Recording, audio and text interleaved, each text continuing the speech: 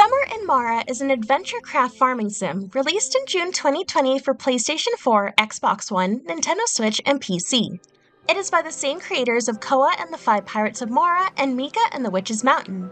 This game is set before Koa and the Five Pirates of Mara, which I actually played first. You play as Koa, a young girl who lives on a small island, and explore the surrounding areas on her boat, learning the history of the world and helping people out after her adoptive mother passes away. Koa meets a creature named Napopo who lost her home and befriends her, giving her a new home. She also learns about a corporation called the Elite that wants to pollute the waters of Mara and plans to stop them. The island she lives on is the hub of the game, and you'll spend the majority of your time there. On the home island, you can craft, cook, or sleep in her house. To craft and cook, you need materials, which can either be found here or on other islands. Like I said in the beginning, this is also a farming sim. You can grow trees that bear fruit, plant crops, and even raise animals, chickens, pigs, and sheep. Each type of animal eats a certain type of crop and will give you resources when you feed them. Chickens will give you eggs, pigs will give you truffles, and sheep give you milk. Other animals will live on your island that won't give you resources, but you can feed them and interact with most. Right next to your house are 12 farm plots where you can plant an assortment of crops to harvest. You need a well to water them, but rainy days will do that for you, and you can also use fertilizer to get more of a bounty. You can do a lot on your island and pretty much customize it however you like. There are also a couple caves to mine in and some fishing spots found around. There's a lot to do on the home island, and there were days where I spent all my time working on it and not going anywhere else. Koa has hunger and energy bars. If she gets too tired, she'll pass out. Eating restores hunger and energy, but you can also sleep to restore energy. You can either sleep at home, at a hotel in Kalis, or even on your boat. It already sounds like a lot of gameplay, but there's much more to do. Mara is a pretty big place, and you can explore almost everywhere with your boat. The next main area of the game is the city of Kalis. Kalis is home to many residents and is big on tourism.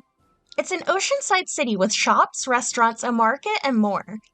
This is where Koa meets the majority of her friends and acquaintances, some even from other Chibig games.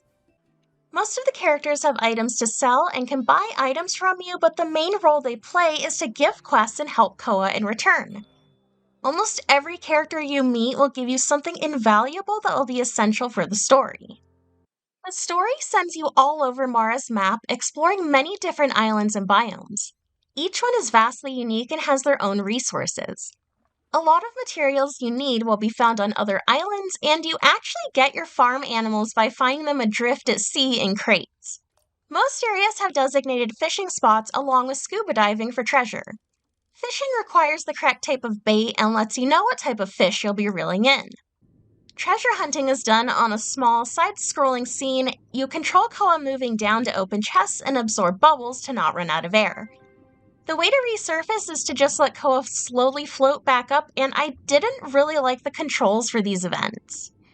There are 5 pirates in Mara that can be found all over the sea, and some NPCs from other areas can be found on different islands from time to time. The pirates sell you rare items, and sometimes you need to track them down since they move around a lot. Luckily, if you have a quest that requires you to track a character down, the map almost always pinpoints you to their location. If you don't feel like sailing to an area manually, you can use a fast travel system. So normally fast travel costs to use, but I found out that if you don't have any money, you can still use the fast travel system. What I ended up doing was using fast travel without any money in my inventory, then selling items to buy things when I actively needed them. I think I covered the majority of the gameplay, but I may have missed some things since there's just so much to do. What's funny is that I played Koa and the Five Pirates of Mara first, like I said earlier, and I remember seeing her home island and being like, man, I wish I could play this with Life's Farm Sim mechanics. I backed that one on Kickstarter, and I believe I got this one for free due to that. It was really cool seeing Mara up close and detailed like this. The story isn't extremely strong, but it's still cute and has a good message. The graphics are good and most of the character designs are great. Some are but they're fish people, so I don't really know what I expected.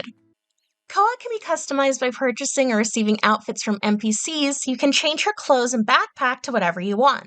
The music is good and later put into the other games that Chibig made. There's no voice acting, there are some noises that the characters make, but I like it that way. I really liked this game. It was fun and relaxing to play, and I liked that I could either play it casually and focus on farming/gathering, or I could play out the adventure in the story. There are no time limits and no penalties if you don't do things fast enough or ignore anything for too long.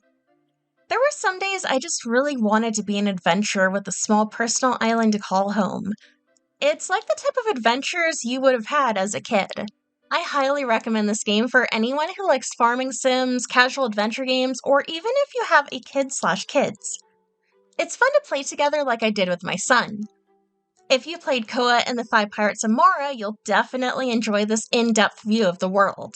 If you played Mika and the Witch's Mountain, you'll like seeing similar themes and familiar music in this one. If you want to feel like you're reliving your childhood, definitely give this a try. Thank you for watching the video. Leave a like if you liked it, subscribe if you want to see more content. Let me know if you've played any of Chibig's games, and let me know which one was your favorite. I still need to play their ones that are set in space. I forgot what they're called, but I have them. I'll be playing those. I played Koa and the Five Pirates of Mara and Mika and the Witch's Mountain, which I've done a review on the latter before. Thank you to my patrons on Patreon. We post my Twitch streams there along with some other cool stuff. Make sure you go and pledge if you want to support me. I'd really like that. I also have stuff for sale on Redbubble. I have a demo for my game in the bottom of the description below, and I think that's it. Thank you for watching.